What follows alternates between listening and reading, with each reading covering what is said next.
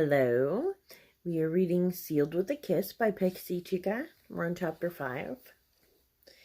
Alex. 30 excruciating, long, and shitty days. That's how long Mia has been my assistant, and the most efficient one I've ever had. I look at the monitor in front of me for the 100th time today.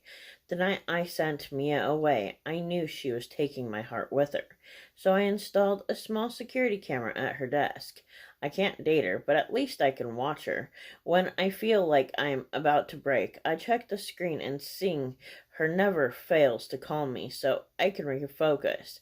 I thought I was a workaholic, but lately I've practically lived in my office. I've also taken to using the small room I keep upstairs. Of course, I only pace the floors until I'm tired enough to pass out. My body won't allow me more than 4 hours of sleep, though, because it wants Mia against it. She's the reason I've become a low-profile stalker. Aside from the camera, I've taken to driving by her apartment. Of course, I had to get her address from her personnel file, but it was either that or look into committing myself. Mia is no innocent, though. She keeps tempting me, thinking she can break me. Her outfits alone are slowly killing me. Today, it's a red dress that barely covers her thighs with a pair of knee-high black boots with polka dot bows on the side.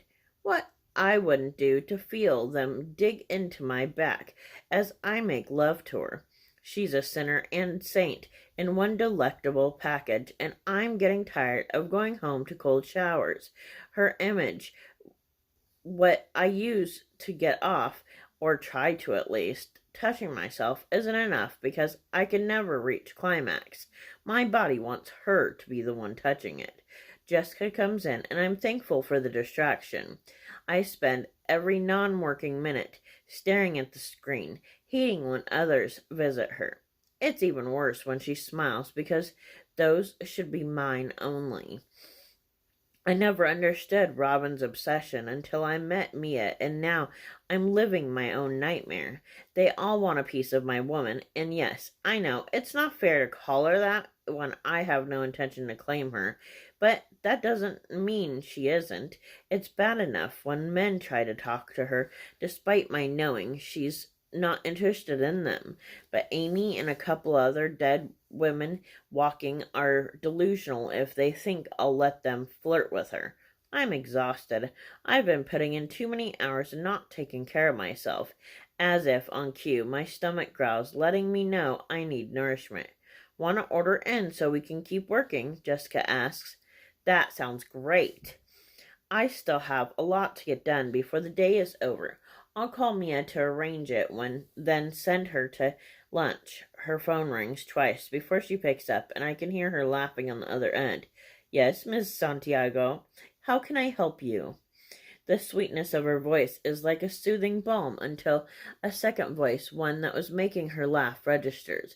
Checking the monitor only confirms my theory.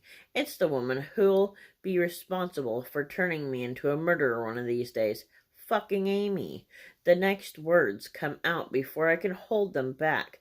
Ms. Cardoza, I need you to grab your jacket.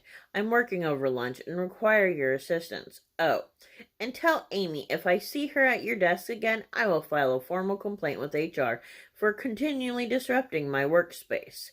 I hang up before she can reply, then glance at Jessica. The smirk on her face is ridiculous.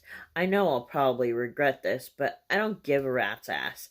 I'm taking Mia to lunch, and we'll reevaluate this situation. This is just one lunch, nothing more. 2 workers can have a meal together, and it mean nothing, right? What? I bark at Jessica. Nothing at all. I'll get out of your hair and catch up with you later. Maybe you have a brain in there after all. Go get her, you mad woman.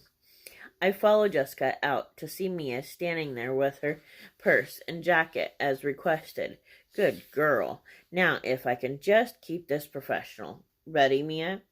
Her eyes go wide at my use of her name because I'd made it my mission to never use it. It's too personal, and it makes me want things I can't have. But I use first names for almost all my employees, so why can't I with her too? This is no different. For some odd reason, Maury pops in my head saying the lie detector test has determined that is a lie. Of course, Miss Santiago. I've had enough of that bullshit. From now on, call me Alex. Now, let's go have lunch. I place my hand on the small of her back and usher her forward, the contact feeling so natural. The ride to the restaurant is silent with Mia, fidgeting in her seat, her nerves getting the best of her. Not that I blame her, because this is the first time we have truly been alone since Jessica's party. I couldn't bear it. Her scent is all around me, and I know it'll linger in my car for far too long. Driving home tonight will be torture. I already know it. When we get to the quaint hidden gem I frequent, the usual hostess greets me. She's always been polite, but she's acting a bit weird today. Hi, Alex. Will it be just the two of you? How did I not know you had a sister? I thought we were closer than that. She touches my forearm, and I immediately step away from her touch. We have never been close in any way. I'll let this slide because your grandfather is a client of mine. However, I suggest you find another employee to take care of me and my date. I know I shouldn't have labeled this that way, but I don't want Mia to get the wrong idea. I have never seen the hostess as anything other than a family member to Frank, my friend that owns the place. I bring Mia to my side and wrap my arm around her waist as I lead her to the table. By the time the chick walks away, there's no doubt in her mind Mia is my date. Mission accomplished. What are we playing at here, Miss Santiago? The irritation in my baby girl's voice is evident. Lord knows I miss calling her that. I know the relationship between us can't happen, but maybe we can at least be friends. As I glance at Mia, I realize she removed her jacket while I was lost in my thoughts. Sitting this close to her, I can see the edges of her perfect breasts thanks to her cleavage, and as she bites her lip, my core clenches, the image of her underneath me tattooed on my brain.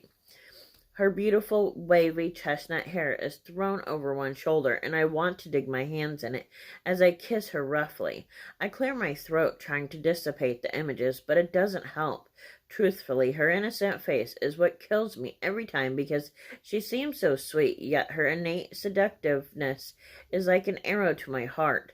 I'm not playing at anything.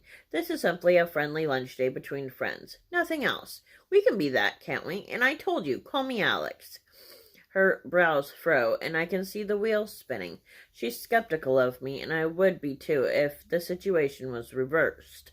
I'm trying to be friends with the woman I've fallen for. Is that what we are now? Okay, Alex, we'll play this your way. So, friend, what do you want to talk about? Anything your heart desires, she smirks. Yeah, sure. We both know that's not true. But fine, I'll be your best friend. Our food comes and goes. While I get to know everything about the woman that will never be mine, she comes from a semi-small town in Florida and still has family there. It seems her parents got married because her mom was pregnant, and to this day view both as a mistake. I'm enraged they call her that, but she just shrugs it away. Her dream is to return to her home state and buy a nice home by the beach with the love of her life. Mia wants to watch the world go by as she relaxes on her own piece of paradise.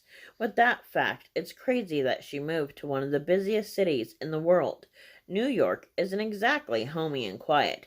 Sometimes, between the appetizers and entrees, I began to see myself there with her. The idea warms my heart. But I stop myself because I'm not the one who will fulfill these dreams. But can I live with the alternative of another woman being her forever? The ache in my heart returns along with the anxiety I feel whenever I think of Mia with someone else. Thank you, Alex. This was a very nice lunch. When you aren't barking orders at me like a crazy dictator, you can be quite sweet. Too bad I didn't meet you at a different time in my life. I'm glad we can be friends at least, she says, then kisses my cheek as she opens her door and gets inside my car. Me too, baby girl, me too. I'm losing this battle. I can feel it.